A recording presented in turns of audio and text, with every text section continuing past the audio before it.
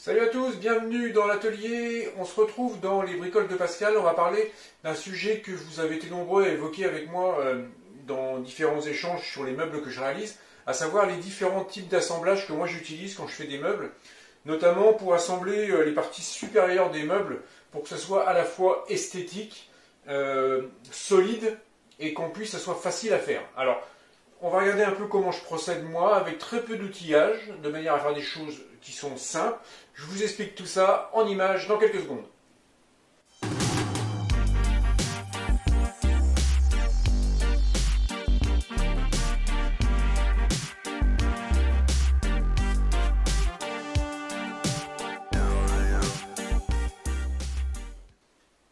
Alors, pour réaliser ce petit tuto, je vous ai réalisé une maquette qui symbolise un meuble. Donc, qu'est-ce qu'on retrouve quand on réalise un meuble, que ce soit un buffet, que ce soit une console, que ce soit n'importe quel meuble, on va se trouver toujours avec les mêmes pièces, c'est-à-dire on va trouver un fond, on va trouver des parois latérales et on va trouver un dessus. Alors, moi, quand je fabrique un meuble, ma solution, c'est de fixer mes parois latérales, mes cloisons intermédiaires si j'ai besoin. Et ensuite, en tout dernier, je viens mettre mon dessus parce que ça me laisse, tout le temps que mon dessus n'est pas mis, j'ai de l'accessibilité à l'intérieur du meuble pour venir fixer des glissières de tiroirs si j'ai besoin, fixer des charnières de porte si j'ai besoin. Donc c'est beaucoup plus pratique de venir finir par le dessus et garder l'accessibilité à l'intérieur du meuble. Donc, les parois latérales, puisque on considère qu'ici on est sur le dessous du meuble, on peut venir fixer nos parois latérales par vissage. Moi je le fais par collage et par vissage. Donc là, j'ai mon collage qui maintient mes parois latérales et j'ai cette fixation mécanique par vissage qui va venir rigidifier l'ensemble. Donc là, j'ai déjà un assemblage qui est solide. Par contre, le dessus, ce que j'ai envie, c'est d'avoir un assemblage qui est solide aussi, mais je n'ai pas envie d'avoir des vis apparentes. J'ai envie d'avoir un assemblage qui est esthétique, parce que c'est aussi ce qu'on va voir de mon meuble en premier. Donc le dessus, c'est quand même intéressant de faire quelque chose qui soit joli, esthétique et à la fois résistant. On va quand même procéder dans un premier temps à un collage, c'est-à-dire qu'une fois qu'on a tout assemblé, on va venir coller notre dessus sur nos parois latérales. On va serrer, comme toute colle doit se serrer, on va mettre sous presse pendant quelques heures, le temps que la colle prenne. Et ensuite, on va avoir quelque chose qui va déjà tenir. Alors j'en ai préparé un deuxième en amont pour gagner du temps. Donc là, on se retrouve avec ça. On a toujours notre dessous qui est vissé. Et on a notre dessus qui lui est juste collé. Et on ne voit rien ici parce qu'on n'a encore rien mis. Par contre, on a déjà un pré-assemblage, la colle a déjà fait son effet, on est déjà relativement solide. Mais on n'est pas lié mécaniquement entre le dessus et les parois latérales. Et ça manque parce qu'un vrai assemblage doit se faire avec des assemblages mécaniques, des choses qui tiennent. Alors, dans ce tuto, je vais aborder deux solutions pour faire ces assemblages Ces deux solutions vont dépendre un peu de l'épaisseur des bois que vous assemblez. Alors, on va commencer par la première solution qui s'appliquera surtout à des bois d'épaisseur comme, on va dire des épaisseurs faibles, parce que 18-20 mm ça reste faible. On va prendre la première solution qui va consister à assembler par tourillonnage. Donc la première méthode, on va utiliser ce qu'on appelle des tourillons. Les tourillons, ce sont des chevilles de bois, c'est des cylindres de bois que l'on vient... alors on en trouve de tous les diamètres quasiment, donc ici on a du 10. Ici, on va trouver du 8 et ici, on va trouver du 6. Donc, on va choisir l'épaisseur, le diamètre de notre tourillon en fonction de l'épaisseur de bois qu'on a à assembler. Parce que ici, on va devoir percer dans l'épaisseur de nos 18 mm. On ne va pas venir mettre du 10 parce qu'on n'aura pas suffisamment de matière de chaque côté du trou pour que ce soit résistant. On va plutôt utiliser du 6, du 8, c'est possible aussi. Sur des tailles comme ça, moi j'utilise du 6, c'est largement suffisant. Donc, moi j'utilise des baguettes que j'achète au mètre, en grande surface de bricolage, on trouve ça très facilement, et je les coupe à longueur que j'ai besoin, avec une surlongueur pour venir les finir à la fin. Comment je vais procéder? Donc, comme je vous ai dit, je vais utiliser deux techniques pour vous montrer ces assemblages. Donc je vais me réserver un côté pour une technique et un côté pour l'autre. Alors, pour la technique du tourillonnage, je vais utiliser un gabarit de perçage. Alors j'ai un gabarit de perçage qui est comme ça, qui est tout simple, qui lui sert juste à venir se positionner sur notre pièce et venir être sûr qu'on vient percer de manière verticale, qu'on maintient bien notre perceuse de manière verticale et qu'on ne va pas dévier avec la perceuse et qu'on ne va pas sortir de notre bois. J'ai un deuxième gabarit qui lui est un gabarit de chez Volcraft aussi, qui est un gabarit de tourillonnage qui permet d'assembler par chevillage invisible l'équipe de bois. Donc ce qu'on peut faire aussi. Bon, c'est pas compliqué à réaliser, mais c'est moins simple. Moi je dirais que je l'utilise moins parce que je préfère l'utiliser en finale. Déjà ça donne un côté esthétique qui n'est pas négligeable et je trouve que c'est plus simple à réaliser. Donc ce gabarit il est pareil, hein, sauf qu'il possède une poignée que celui-là ne possède pas. Donc il va nous servir à nous positionner sur nos trous qu'on a à percer et à maintenir notre forêt d'une manière bien verticale. Donc si on utilise des tourillons de 6, eh ben, on va prendre dans la boîte Volcraft, on a des mèches qui sont bien calibrées au diamètre 6, des mèches à bois. Donc on va utiliser notre mèche de 6 pour notre tourillon de 6. Donc on va préparer notre perceuse. Et ensuite, on va commencer à faire le traçage. Alors, on est ici, on va percer de manière verticale dans cette partie-là. Donc ici, on sait qu'on a une épaisseur de 18 mm. Donc on va tracer notre axe de perçage à la moitié des 18 mm, soit 9 mm. Donc je vais tracer un petit trait à 9 mm. Je vais ensuite prendre une équerre. Et avec mon équerre, je vais venir faire des petites marques. Voilà, je vais tracer au crayon. Donc, sur la largeur, quand c'est sur un meuble qui fait 40 cm ou 30 cm, on va les répartir de manière à ce qu'il y en ait au moins 3, 4 pour du 40 cm. Donc on va faire démarrer, il ne faut pas faire démarrer trop près du bord parce qu'on risque d'écaler le bois. Donc sur un modèle comme ça, je vais démarrer à environ, je vais prendre à peu près 20 mm. Allez, je vais mettre à 15 mm de chaque bout. Voilà, je vais faire en 2 fois. De toute façon, après, ce qui est multipliable par le nombre de fois que l'on veut faire. Donc, une fois que j'ai tracé mes emplacements, ben c'est tout simple. Je vais prendre ma perceuse. Alors, j'ai même pas besoin forcément de mettre la bague d'arrêt, parce que quand je regarde, la bague d'arrêt, c'est surtout quand on fait des chevillages dans des épaisseurs comme ça, pour être sûr de ne pas venir traverser notre épaisseur, mais là on s'en fiche, nous ce qu'on veut c'est traverser et voir aller assez loin. Donc quand je regarde ma mèche, si je l'enfonce trop dans ma perceuse, quand je vais me mettre dans mon gabarit de perçage, en final il va dépasser que ça, parce que le gabarit lui il a déjà une certaine épaisseur, donc quand je vais venir percer toutes mes épaisseurs, on voit qu'on ne va pas très loin non plus dans la matière, on y va quand même mais on ne va pas très loin. Donc on peut se permettre de ne pas mettre la bague et d'aller quasiment au bout du forêt, donc je le fais prendre quand même assez. Ensuite on va venir glisser. Ici, on a notre diamètre, ici, on a un 6, 8, 10. Donc, j'ai une mèche de 6, donc je prends le trou de 6. Je me mets mon gabarit au bout. Et je viens prendre la pointe de mon forêt et la mettre en vis-à-vis de mon trou que j'ai tracé là. Donc, si je veux m'aider d'un serre-joint pour le maintenir, mon gabarit de perçage, vous voyez, la perceuse, elle tient toute seule parce que c'est le gabarit qui la tient. Bon, moi, j'ai l'habitude, je ne mets pas de serre-joint, mais on peut le faire. La poignée fait office de tient bien, donc on va percer notre trou, donc on va percer nos 2 épaisseurs de bois en même temps.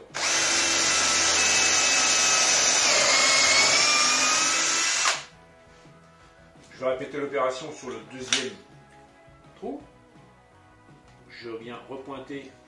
Ensuite, une fois que j'ai fait ça, je viens remettre mon gabarit de manière à ce qu'il ait le plus de surface d'appui possible. Et je vais recommencer l'opération.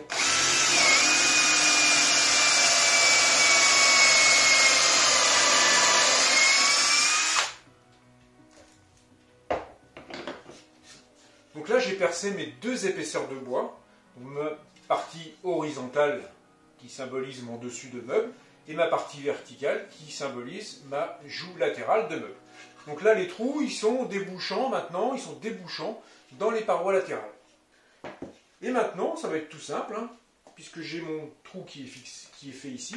Je vais venir prendre un maillet, je vais venir prendre mon petit tourillon que j'ai coupé à la longueur souhaitée. Donc comme je vous disais, j'ai mon forêt qui est ici, moi la longueur de mon gabarit, vous voyez je suis quasiment à la longueur de mon forêt, mais j'aime bien laisser une surlongueur, c'est plus facile pour venir le couper à la fin.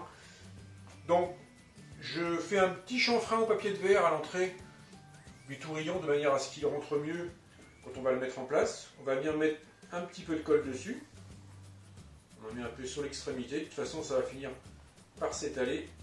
On va mettre une goutte de colle à l'intérieur, ça va descendre dans l'intérieur du trou, on va faire dans les 2, voilà. Et je vais venir prendre mon tourillon, je vais venir tout simplement, voilà, j'ai une surlongueur, donc je vais prendre le 2e.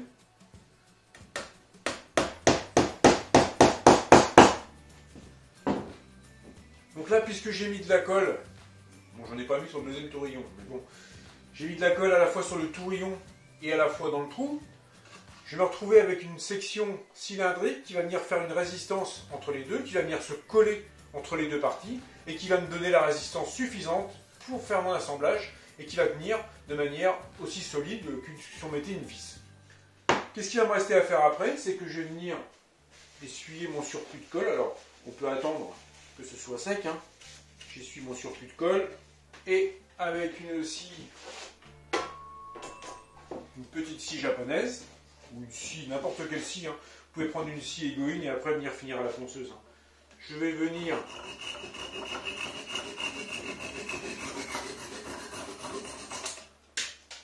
raser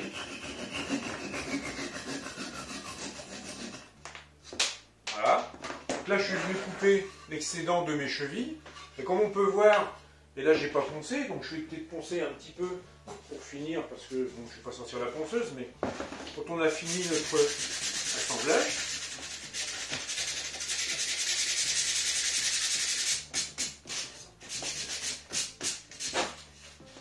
donc une fois qu'on a bien poncé notre plateau et le peu de reste qu'il y a de la cheville qu'on vient d'enfoncer, on a quand même quelque chose qui devient esthétique et qui devient aussi résistant.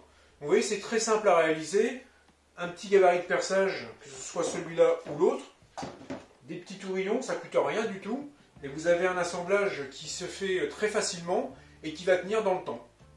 Donc voilà pour le premier essai, le premier exemple d'assemblage simple à réaliser. On va passer au deuxième, dans le deuxième côté. On va passer maintenant à la deuxième solution d'assemblage simple pour ce type de bois. Alors, la deuxième solution, moi je la réserve plutôt pour des bois généralement d'épaisseur supérieure à cela. Le 18, c'est une épaisseur commune hein, qu'on utilise beaucoup, qu'on trouve beaucoup en menuiserie.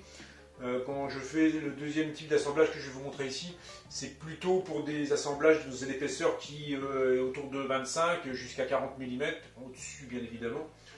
C'est un peu plus simple parce qu'on a la matière, l'épaisseur qu'il faut pour faire ce qu'on a besoin de faire. Donc on va utiliser des vis pour faire cet assemblage, sauf que ce que je veux pas, moi, c'est voir mes têtes de vis sur le dessus de mon meuble.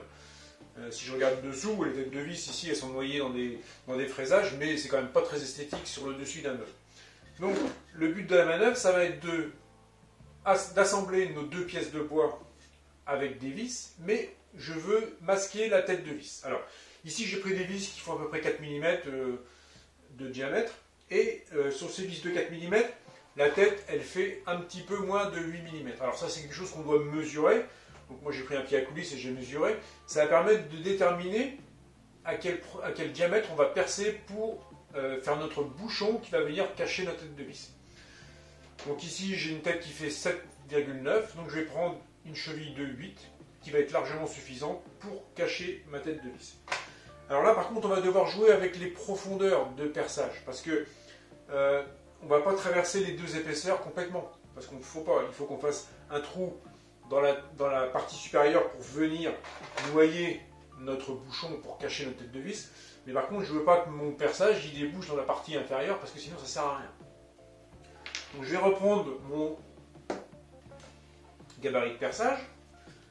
J'ai dit que j'avais besoin de mettre un tourillon de 8 pour faire mon bouchon, donc je vais reprendre mon fourret de 8. Par contre là, je vais utiliser ma bague d'arrêt. Je vais pouvoir gérer avec cette bague d'arrêt la profondeur à laquelle je vais percer. Voilà. Donc, je sais que j'ai 18 mm, donc je ne vais pas jouer non plus avec le feu. Je vais percer à peu près à une profondeur de 10 mm. Comme je dis, je réserve ça pour des épaisseurs supérieures. Je vais le faire sur cette maquette-là parce que voilà, je vais prendre à peu près cette épaisseur-là et je vais régler ma bague de profondeur à cette épaisseur-là.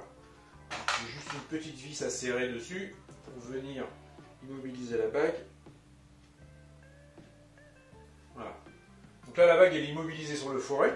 Et quand je vais venir dans mon gabarit, eh ben, je vais dépasser uniquement de la dimension que j'ai pré-réglée avec ma bague. Donc ça me permet de jauger ma profondeur. Sinon, je vais faire exactement la même manip. J'ai tracé mes deux emplacements comme je l'ai fait précédemment pour mes tourillons. Donc je vais venir repercer en utilisant le trou cette fois de 8. Je vais venir recentrer la pointe de mon foret sur ma marque que j'ai tracée avant. Et je vais venir percer jusqu'à ce que ma butée vienne en contact avec mon gabarit. Donc là, j'ai percé sur une profondeur qui est à peu près de 10 mm. Alors, je vais faire la même chose pour le deuxième. Donc je viens positionner mon gabarit bien à plat. Donc voilà. J'ai fait mes deux trous. Mais comme on peut voir, ils ne sont pas débouchants, ils sont juste d'une profondeur de environ 10 mm. Ça va me permettre quand même de laisser passer ma tête de vis. Vous voyez, ma tête de vis, elle rentre bien dedans. Et mon tourillon, il viendra aussi bien dedans. Alors, c'est pas suffisant. Ici, j'ai donc ma vis à mettre dedans, mais je vais quand même, pour pas que mon bois il vienne se fendre quand je vais visser, je vais faire un petit avant-trou. Donc ici, j'ai des vis de 4. Je vais faire un avant-trou à environ 2 mm. Voilà, je viens faire mon avant-trou dans les deux épaisseurs. Une fois que j'ai fait ça, là maintenant, je peux venir visser. J'ai pris un tournevis. Voilà, j'ai oublié le tournevis. Donc, je peux venir mettre en place mes vis. Donc, je vais venir visser mes vis. Alors, moi, je les visse à la main, mais on peut le faire à la visseuse, bien évidemment. Et je vais venir noyer ma tête. Donc voilà. Donc là, j'ai un assemblage qui va vraiment être solide. Mais à l'instant T, c'est pas très esthétique mon assemblage.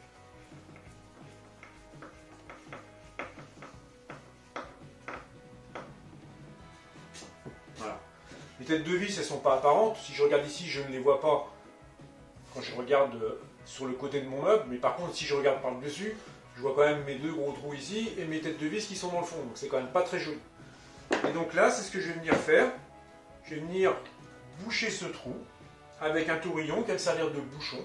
Donc que je vais venir coller également à la colle. Donc je vais venir mettre de la colle sur mon tourillon. Donc j'ai laissé, il est plus long qu'il ne faudrait. Je ne le coupe pas à la longueur parce que c'est pas pratique. Je ne sais jamais doser la bonne longueur.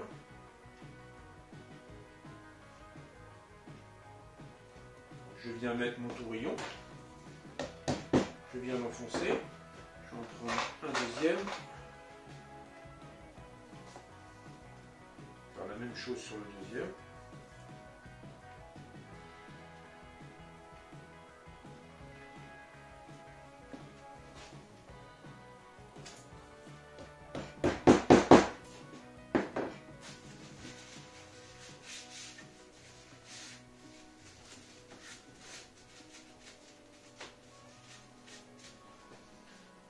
Alors, à ce stade-là, il est préférable d'attendre que la colle sèche, parce que le tourillon, il est enfoncé que de 10 mm.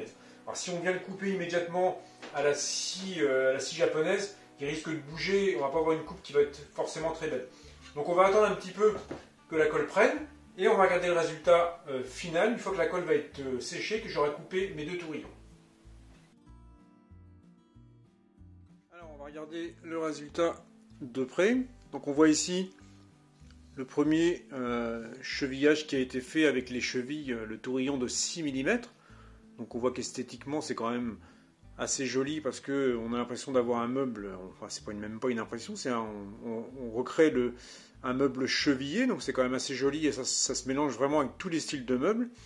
Et ensuite, de l'autre côté, on voit la même chose avec notre assemblage vissé qui lui est maintenant masqué par les deux tourillons de 8 mm.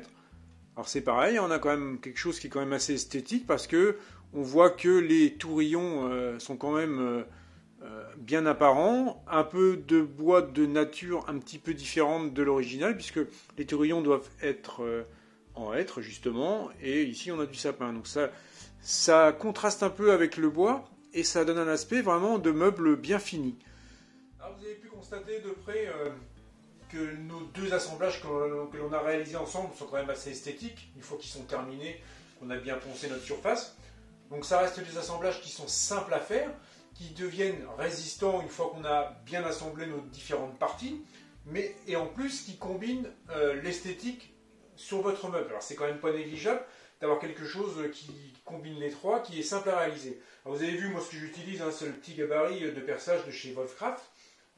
J'ai deux types, j'ai celui-ci et celui qui va dans le coffret ici. Alors je ne suis pas sponsorisé par Wolfcraft, hein, mais je trouve que c'est quelque chose qu'on doit, qui est vraiment intéressant à avoir dans sa boîte à outils ou dans son atelier, parce que ça rend beaucoup de services dans beaucoup de domaines quand on fait des différents assemblages. Et même pour faire des tourillonnages invisibles, ça fait bien le boulot. Donc voilà, je vous ai montré un peu comment je réalisais mes différents assemblages. Alors j'ai d'autres types que je vous montrerai peut-être plus tard. Celui-ci, je vais m'en servir sur ce meuble télé dont je vous parle depuis plusieurs jours et que je vais finir bientôt. Donc je vais utiliser ce type d'assemblage. Alors soyez prudent quand vous gérez le type que vous utilisez par rapport à vos épaisseurs de bois.